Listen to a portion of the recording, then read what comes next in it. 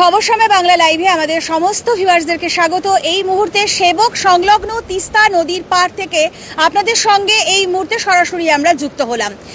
আর যদি ভয়াল তিস্তার রূপ আমরা আপনাদেরকে কিছুক্ষণ আগেই দেখিয়েছিলাম এবং সেটা নিশ্চয়ই সকলেই দেখেছেন। এই মুহূর্তে উত্তরবঙ্গের পরিস্থিতি যদি বলা যায়, আকাশের পরিস্থিতি যথেষ্ট মেঘাচ্ছন্ন রয়েছে এবং পরিষ্কার বোঝা যাচ্ছে যে পাহাড়ে যদি বলা যায়, বিশেষ করে পাহাড়ে কিন্তু বেশ কিছু স্থানে এখনো বৃষ্টি হচ্ছে এবং আমরা ঠিক যেখানে দাঁড়িয়ে রয়েছি অর্থাৎ এই সেবক সংলগ্ন যে এলাকা, সেখানেও কিন্তু হালকা ঝিরিঝিরি বৃষ্টি কিন্তু এখন থেকে শুরু হয়ে গিয়েছে। তবে এই বৃষ্টির পরিমাণ যত বাড়বে তত যে তিস্তার গতির যে পরিবর্তন হবে তা বলাই যায়। কারণ আবারও বলবো, তিস্তার যে রূপ এই মুহূর্তে আপনাদের সঙ্গে একবার আমরা ভাগ করে নিই। একবার দেখুন যে তিস্তার জলস্ফীতি কিন্তু অনেক আগের তুলনায় অনেক বেড়েছে, কারণ লাগাতার এই বৃষ্টি যেহেতু চলছে সেই কারণে তিস্তার এই জলস্ফীতি বাড়ার কারণ। তার পাশাপাশি যে পাহাড়ি অঞ্চল রয়েছে অর্থাৎ পুরোপুরি সেবকের থেকে যদি আমরা যতটা ওপরের দিকে যেতে চাই, সেখানে কিন্তু পাহাড়ের পরিস্থিতি এই মুহূর্তে যদি আকাশের পরিস্থিতি একেবারে মেঘাচ্ছন্ন রয়েছে।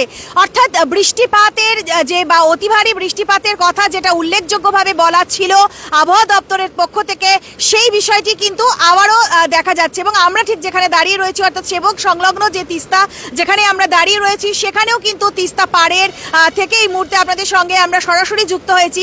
একটি বিষয় আপনাদেরকে না বললে নয়, যেটা আমরা এখানকার সেবক ফাঁড়ির পক্ষ থেকে যে এখানকার আইসি রয়েছেন তপন বাবু, তার সাথে আমরা কথা বলেছি এবং অফ ক্যামেরা যেটা উনি আমাদেরকে জানালেন, ইতিমধ্যে তারা মাইকিং এর মাধ্যমে পুরোপুরি এখানকার যারা সাধারণ মানুষ রয়েছেন তাদেরকে তারা সতর্ক করে দিয়েছেন ইতিমধ্যেই। একটি গুরুত্বপূর্ণ বিষয় যেটা সিকিম বিপর্যয়ের সময় দেখা গিয়েছিল, তিস্তা বাজারের যে ক্ষতি হয়েছিল সেই জায়গায় একটি বিষয় কিন্তু উঠে এসেছে যে পাড় সংলগ্ন অর্থাৎ তিস্তা পাড় সংলগ্ন এলাকাতেই কিন্তু এর ক্ষতির পরিমাণ সব থেকে বেশি হয়েছে। সেই জায়গায় দাঁড়িয়ে সিকিম বিপর্যয়ের পরেও কিন্তু সেবক সংলগ্ন এই এলাকায় সেই ক্ষতির পরিমাণ বা মানুষের যে ক্ষয়ক্ষতি সেটা হয়নি। কারণ যেটা আজ সেবক ফাঁড়ির পক্ষ থেকে আমাদেরকে বলা হলো যে এই তিস্তাপাড় সংলগ্ন এলাকায় কিন্তু কোনো বাড়ি ঘর নেই, আর যার জন্য কিন্তু একটুখানি প্রশাসনের রেহাই রয়েছে বা স্বস্তি রয়েছে। তবে অবশ্যই মাইকিং এর মাধ্যমে তারা এখানে সকলকে সচেতন করছেন এবং এই মুহূর্তে তিস্তাপাড়ের যে পরিস্থিতি সেটা আপনাদের সঙ্গে আমরা ভাগ করে নিচ্ছি। তিস্তার যে পাড় যাতে জল যাতে না আসতে পারে, যে বাঁধ রয়েছে সেই বাঁধে কিন্তু এখন পুরোপুরি বালির আস্তরণ, অর্থাৎ এটা সিকিম বিপর্যয়ের সময় কিন্তু এই বালির আস্তরণ এখানে জমা হয়েছে এবং যেখানে আমরা দাঁড়িয়ে রয়েছি অর্থাৎ এই যে বালি যেটা দেখতে পাচ্ছেন, এগুলো কিন্তু সব বাঁধ রয়েছে, বাঁধের ওপর পর্যন্ত বালি।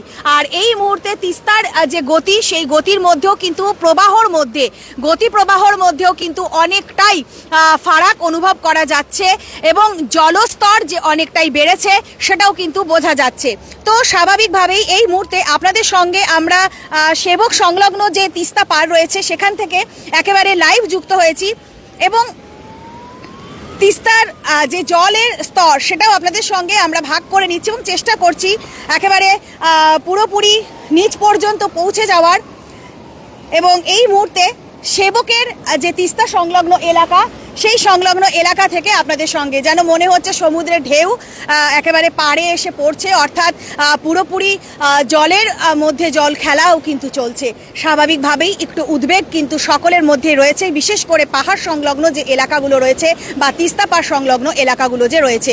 এবং জলের যে স্তর সেটাও কিন্তু আপনারা এই মুহূর্তে লক্ষ্য করছেন যে পরিস্থিতি যথেষ্টই কিন্তু উদ্বেগজনক।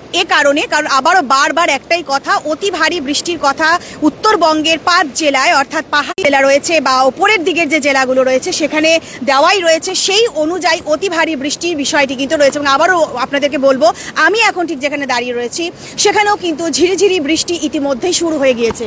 এবং যদি পাহাড়ের ওই দৃশ্য যদি আপনারা একবার দেখেন, আমাদের ক্যামেরায় বন্দী হচ্ছে পাহাড়ের ওই দৃশ্য, সেখানের পরিস্থিতি কিন্তু পাহাড়ের জায়গাটি বা আকাশ কিন্তু একেবারে গুম হয়ে রয়েছে, অর্থাৎ অতি ভারী বৃষ্টি আবারও হবে। তো স্বাভাবিকভাবেই জলস্তর আবারও বাড়ছে। তবে সেবক সংলগ্ন যে এলাকা রয়েছে সেই এলাকায় তিস্তা পাড়ের মধ্যে কোনো বাড়িঘর না থাকাতে প্রশাসনের একটু হলেও স্বস্তি রয়েছে। তবে তবুও এখানকার প্রশাসন একেবারে সজাগ রয়েছে এবং আমরা সেবক ফাঁড়ির পক্ষ থেকে আইসির সঙ্গে যখন কথা বললাম উনি বললেন মাইকিংয়ের মাধ্যমে সতর্ক করা হচ্ছে, তার পাশাপাশি সব রকম ব্যবস্থা তারা রেখেছেন।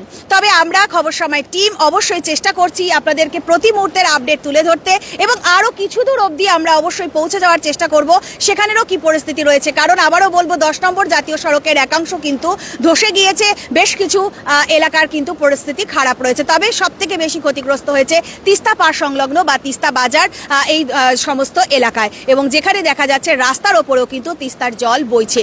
তো এখন এই মুহূর্তে এই জায়গা থেকে আপনাদের সঙ্গে আমরা বিদায় নিচ্ছি। আমি সৌমি, আমার সহযোগী শুভম আবারও হাজির হচ্ছি আপনাদের সঙ্গে এই সমস্ত আপডেট নিয়ে। চোখ রাখুন খবর সময় বাংলায়। ধন্যবাদ।